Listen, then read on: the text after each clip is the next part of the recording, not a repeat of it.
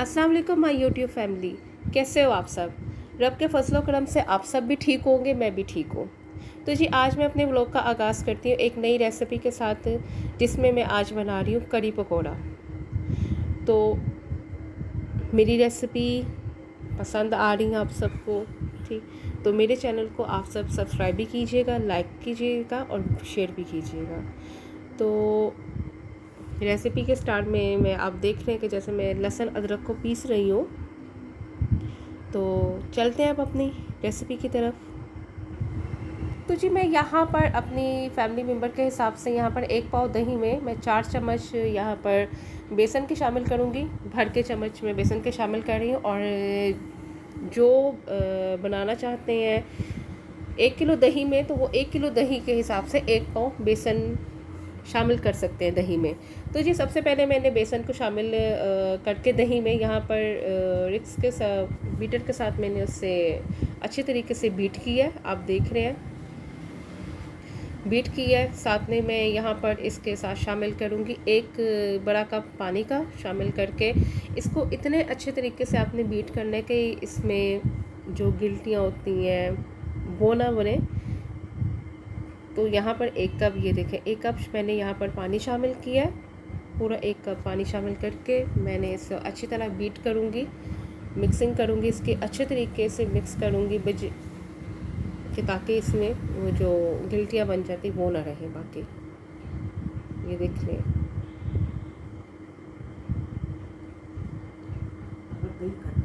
अगर दही खट्टी है तो इसमें यही बहुत है, और अगर दही खट्टी ना हो तो आप इसमें इमली के कुछ दाने शामिल कर सकते हैं। तो जी इसके मसाले की तरफ आते हैं। ये मैंने आपके सामने ये दही में बेसन मिक्स करके रख दिया था एक बाउल में। तो सबसे पहले आते हैं इसके 1 पाव दही है और 4 चम्मच मैंने बेसन शामिल किया। बाकी बेसन मैंने रख लिया पकौड़ों के लिए। 1 प्याज, दरमियाना प्याज है। साथ में लहसुन अदरक का पेस्ट है जिसमें थोड़ा सा पानी शामिल है। साथ में ये सूखा धनिया, मिर्च, हल्दी, और इस साइड पर आते हैं तो ये दालचीनी है, मोटी इलायची है, और सफ़ेद ज़ीरा रखा हुआ मैंने पास में। तो ये मैंने ये कढ़ाई में घी ऐड करके मैंने रख दिया था यहाँ पर। तो सबसे पहले हम कढ़ाई में शामिल करेंगे प्याज को शामिल करेंगे। ये जो मैंने प्याज शामिल किया यहाँ पर, और प्याज को वही मैं कहूँगी कि इतना ही गोल्डन या ब्राउन करना है कि लाइट गोल्डन हल्का ब्राउन करना है। ज़्यादा इसे कलरफुल नहीं करना है, क्योंकि जब हम ज़्यादा कलरफुल करते हैं तो हमारी जो कुकिंग होती है, जो खाना हमारा बनता है, वो भी जितना प्याज को गोल्डन करेंगे वो उतना ही गोल्डन खाना बनेगा, और जितना हम उससे कम में रखेंगे तो उतना ही अच्छी उसी लुक पास करेगा। तो जी मैंने इधर इसे प्याज को शामिल करके इसमें फ्लेम मैंने तेज़ ही रखी थी। दरमियाना प्याज, मैंने एक छोटा सा प्याज लिया दरमियाना सा, तो और घी भी मैंने मुनासिब भी शामिल किया हुआ है। तो जैसे अब प्याज अपना कलर चेंज करता है तो ऐसे। तो ये यहाँ पर देखें प्याज ने जब अपना कलर चेंज किया है तो मैंने यहाँ पर सबसे पहले उसमें शामिल किया था लहसुन अदरक का पेस्ट। लहसुन अदरक का पेस्ट शामिल मैंने इसलिए पानी के साथ थोड़ा सा मिला के इसलिए शामिल किया था क्योंकि तड़का हमने भूनना है। अब यहाँ पर मैं साथ शामिल करूँगी मसाले। सबसे पहले मैंने यहाँ पर तेज़ पत्ता शामिल किया है, दालचीनी शामिल की है, ठीक है, और साथ ही मैं इसके नमक शामिल करूँगी। नमक आपने अपने टेस्ट के हिसाब से शामिल करना है। ये देखिए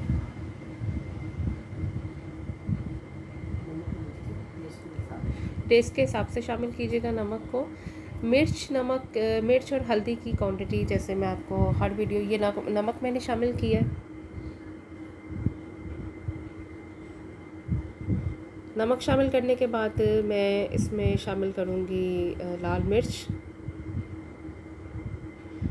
1 चम्मच लाल मिर्च मैंने शामिल की है।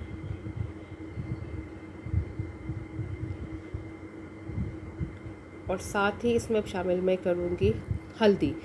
दोबारा मैं वही रिपीट करूँगी अपनी हर वीडियो में कि हल्दी जो है वो नमक और मिर्च का चौथाई हिस्सा होती है। तो जितनी आप मिर्च इस्तेमाल करें, जितना आप नमक इस्तेमाल करें, उसके चौथा हिस्सा जो है वो हल्दी का होता है। आप इसे ये नहीं कर सकते कि करी को रंग देने के लिए आप हल्दी ज़्यादा इस्तेमाल करें, ये मत कीजिएगा। यहाँ पर जी तीनों सब मसाले शामिल करके इसका अब भूनना है इसको अच्छे तरीके से। यहाँ पर मैं थोड़ा सा पानी 1 प्याली और इसमें शामिल करूँगी कि ताकि अच्छे तरीके से भूने। बहुत सी ख़वातीन मैंने देखी हैं और बहुत से जो मर्द हज़रात कुकिंग करते हैं मैंने उन्हें देखा है यहाँ पर कि इस स्टेज पर आकर टमाटर भी शामिल करते हैं, 1 पाव टमाटर शामिल कर देते हैं। मुझे आज तक सच में बताऊँ, मुझे टमाटर शामिल करने का कॉन्सेप्ट समझ में नहीं आया कि करी में टमाटर क्यों शामिल होते हैं। या तो उसको खट्टा करने के लिए होता है, अगर दही खट्टी है तो फिर हमें कोई ज़रूरत नहीं है टमाटर वगैरह शामिल करने की, क्योंकि जो मौसम चल रहा है गर्मियों में दही वैसे भी खट्टा होता है। यहाँ पर मैंने 1 प्याली पानी शामिल करके अब मैं तड़के को भूनूंगी, ठीक है। और अगर दही खट्टा नहीं भी है हमारे पास तो हम इसमें इमली के कुछ दाने शामिल कर सकते हैं और नींबू का रस भी शामिल कर सकते हैं, उससे भी ज़्यादा अच्छा टेस्ट आता है। क्योंकि मेरे पास अभी दही खट्टा था तो मैंने इसलिए मुझे ज़रूरत नहीं पड़ी है कि मैं इसमें इमली शामिल करूं। ये मैंने फ्लेम तेज़ कर दी, यहाँ पर फ्लेम तेज़ करते साथ ही मैंने तड़के को अच्छे तरीके से भूनना है। अच्छा, भूनना इससे इतना है कि ये देख रहे हैं कि जैसे पहले प्याज ऊपर नज़र आ रहा था, अब इतना नहीं शो नहीं कर रहा, इतना नज़र नहीं आ रहा है। तो जैसे ही जब मसाला तेल छोड़ता है हमने इसे इतना भूनना है। जैसे ये भुना जाएगा अब इसमें हमने जो कड़ी का मिक्सचर है वो शामिल करेंगे।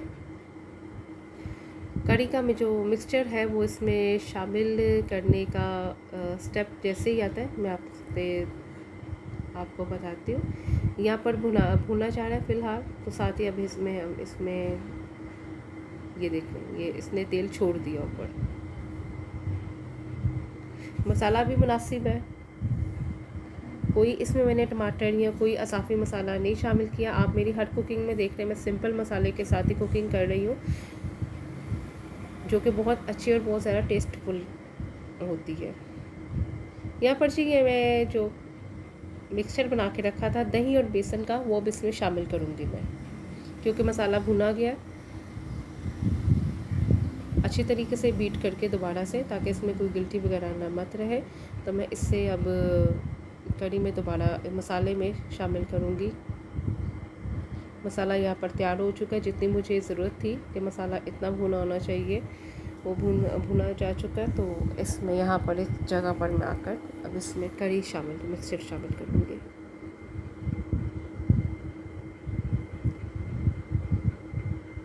ये थे मैंने मिक्सचर शामिल कर दिया।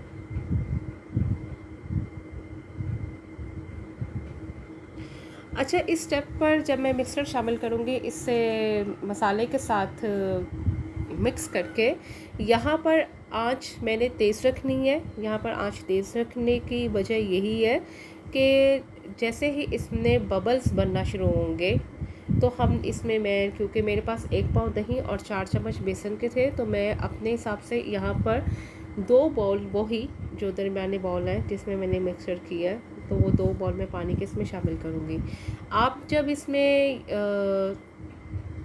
ये देखें कि मैंने पानी का 1 बाउल भर लिया। अब इसके बाद आप जब इसमें 1 किलो दही के हिसाब से जब बना रहे हैं, 1 किलो दही और 1 पाव बेसन के हिसाब से जब बना रहे हैं, तो इसमें आप अपने हिसाब से पानी शामिल कर सकती हैं जितना आपको लगता है कि इतना पानी शामिल होना चाहिए। क्योंकि मेरे पास 1 पाव दही है तो मैंने उसके हिसाब से 2 ही बाउल इसमें शामिल किए हैं। ये देख लें कि आपके सामने ये बबल्स उठ रहे हैं और ये पकने को लिए आ रही है। तो अब इसमें मैं इस स्टेप पर इसमें पानी शामिल करूँगी। ये देख रहे हैं आप, ये बबल्स उठ रहे हैं।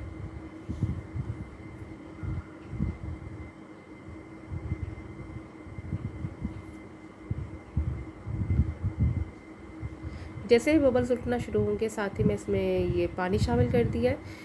1 बाउल ये मैंने शामिल किया, 1 बाउल और भर के इतना ही मैं इसमें पानी का शामिल करूँगी। इसके अलावा कोई और इंग्रेडिएंट्स, कोई मसाला वगैरह इसमें शामिल नहीं होना है, ना ही इस जगह पर कोई इसमें मैंने कोई कड़ी पत्ता शामिल की है, ना ही कोई और साबुत मसाला जैसे लोग वो लौंग वगैरह शामिल करते हैं या काली मिर्च शामिल करते हैं। मैंने साबुत सूखा धनिया जो था वो हाथ से थोड़ा सा क्रश किया हुआ था, तो वो मैंने इसमें शामिल कर दिया। और साथ में इसी स्टेप पर मैं इसमें साबुत थोड़ी सी हरी मिर्चें भी शामिल करूँगी।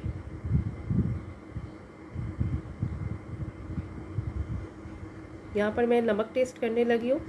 नमक टेस्ट करने की असल वजह ये है कि बहुत सारी ख़वातीन होती हैं जिन्हें ये पता नहीं होता या मालूमात नहीं रखती कि जब हम कढ़ी पका लें तो अक्सर कढ़ी उबलती है।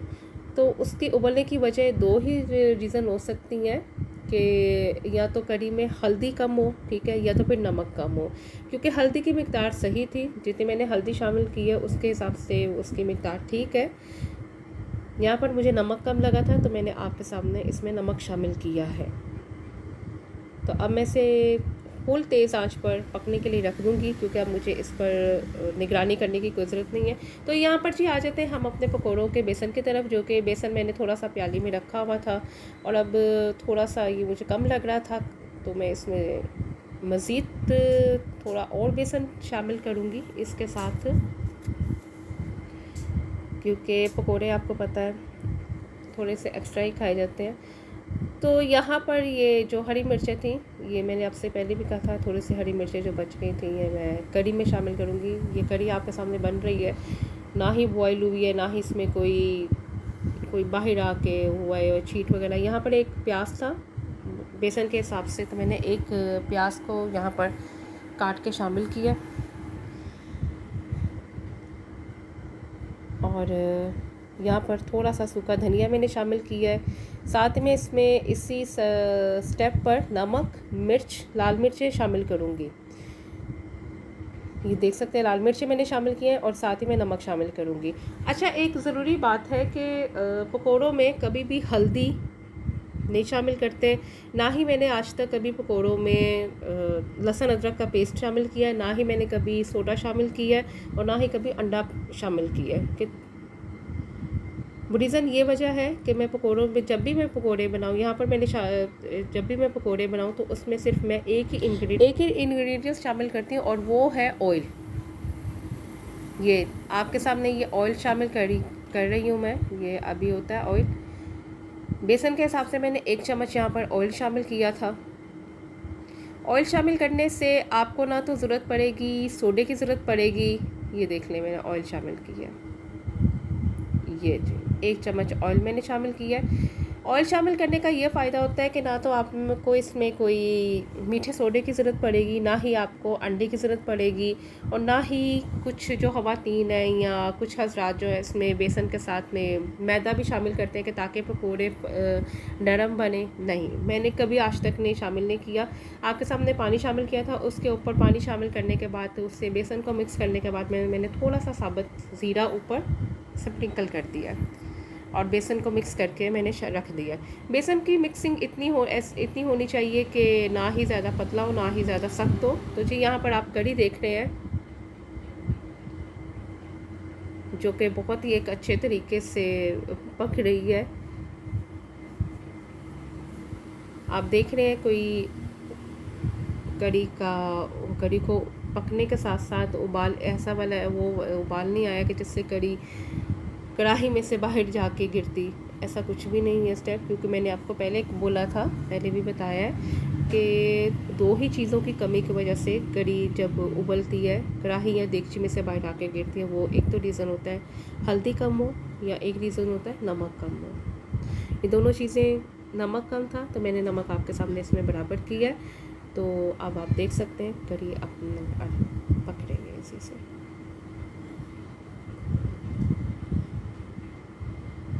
मेरी सिंपल रेसिपी होती है, सिंपल मसाले होते हैं, मैंने कभी बाहर का मसाला कभी यूज़ नहीं किया। हाँ, थोड़ी कुछ ऐसी रेसिपी होती हैं, कुछ इस्तेमाल भी करने पड़ जाता है, ठीक है, लेकिन मैंने कभी ये रेसिपी को मज़ीद मज़ेदार बनाने के लिए कभी चाट मसाला ने इस्तेमाल किया है, ऐसा कभी मैंने कुछ नहीं किया। तो जी यहाँ पर कुछ देर के बाद, आधे घंटे के बाद जब मैं दोबारा किचन में आई, तो यहाँ पर मेरी जो वो मैंने कढ़ी जो रखी हुई थी कढ़ाई में, वो पकने के लिए तैयार थी। तो ये वो स्टेप है जहाँ पर ये कढ़ी 10 मिनट के बाद पककर तैयार हो जाएगी। आप इसका कलर देख रहे हैं, पहले आपने देखा है पकने के दौरान और अब देख रहे हैं पकने तक, तो ये पकने के लिए रेडी है। तकरीबन इसे मैं और 10 मिनट पकाऊंगी तो ये पककर तैयार हो जाएगी। अब इसके साथ साथ मैं यहाँ पर साथ ही में रखूँगी, कढ़ाई रखूँगी पकौड़ों के लिए। तो आप ये देख रहे हैं कि मुझे लगता है कढ़ाई में थोड़ा सा पानी था, तो जिसकी वजह से तेल जो है वो, ऑयल जो है वो तो छींटे काफ़ी उड़ा रहे हैं अपने। तो यहाँ पर मैंने एक चम्मच से पकोड़े निकालना शुरू किए थे, मैंने कभी हाथ से नहीं किया। छोटे छोटे पकोड़े निकाल होते हैं। आप देख रहे हैं कि मैं चम्मच के साथ, कोई इसमें मैंने आलू ने शामिल नहीं किए, ना ही मैंने इसमें अंडा शामिल की है, ना ही इसमें कोई सोडा है, मैदा है, या ऐसी कोई बाहर का इंग्रेडिएंट शामिल के जैसे मुख्तलिफ ब्रांड के बेसन आए होते हैं जो वो फ्लफ़ी, जिससे वो मिक्सिंग करने के दौरान उसको शामिल किया जाता है बेसन में ताकि वो फ्लफ़ी और नरम बने। ये साथ ही कढ़ी हमारी बनकर तैयार हो गई थी स्टेप पर। जैसे ही मैंने पकोड़े शामिल, अभी पकोड़े फ्राई करने के लिए रखे हैं, साथ ही कढ़ी भी बनकर तैयार होती है। तो यहाँ पर एक चीज़ मैं आपको बताऊँगी, ये देखें, ये मैंने पकोड़ा जो है ये आपको ये देख लें कि कितना नरम, क्रिस्पी, और जैसे आप बाहर के बाज़ार के पकोड़े खाते हैं जो कि बड़े नरम होते हैं, वैसे ही बने हैं। तो अभी मैं इस सारे पकोड़ों से पकोड़े फ्राई करके इस सब से फारिग होकर थोड़ी देर के बाद मैं दोबारा अपनी वीडियो की तरफ, अपने व्लॉग की तरफ आती हूँ मैं। साथ ही मैंने पकोड़े तलने के साथ साथ मैंने चावल भी, क्योंकि मुझे तो चावल पसंद है, कढ़ी पकोड़ा और चावल, ठीक है, तो मैंने साथ ही चावल भी धो के रख दिए थे एक साइड पर। तो जैसे मैं ये पकोड़ों से फारिग होंगी और कढ़ी को तड़का लगाने से फारिग होंगी, तो मैं साथ ही इसमें चावल भी रख दूँगी। तो जी देखें, ये जो पकोड़े थे ये मैंने आपके सामने ही फ्राई करके मैंने रखे हैं, ये देख लें आप। ये वो ही पहला जो मैंने स्टेप पकोड़ों का किया था, पहली प्लेट है पकोड़ों की। तो मैंने जब इसे फ्राई करके रखा था, ये मेरा पैकेट पीछे बोल रहा है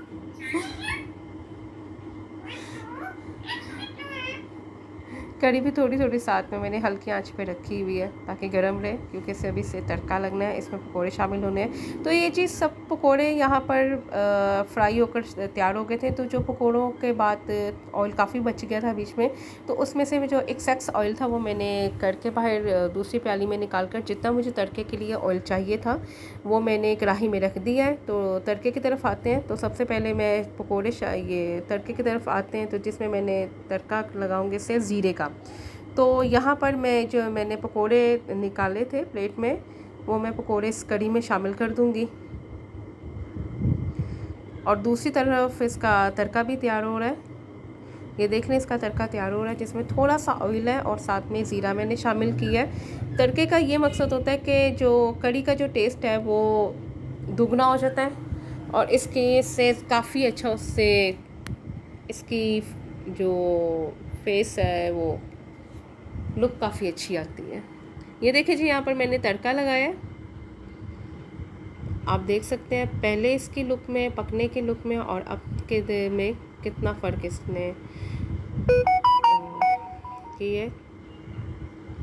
ये बहुत ज़्यादा मज़े की और सिंपल रेसिपी के साथ, मैंने सिंपल मसालों के साथ मैंने बनाई है, क्योंकि मैंने बहुत सी रेसिपी ऐसी देखी हैं जो कि कढ़ी में बहुत सारे मसाले इस्तेमाल किए जाते हैं, बहुत सारी चीज़ें इसमें इस्तेमाल की जाती हैं, लेकिन मेरी कुकिंग का ये सबसे बड़ा मेथड यही है कि मैं जब भी कुकिंग करती हूँ मैं एक सिंपल मसालों के साथ ही कुकिंग करती हूँ, ना कि मैंने कभी जो बाड़ा मसाले होते हैं वो एक ही डिश में इस्तेमाल करूँ। मैंने कभी इस तरह की कुकिंग नहीं की है।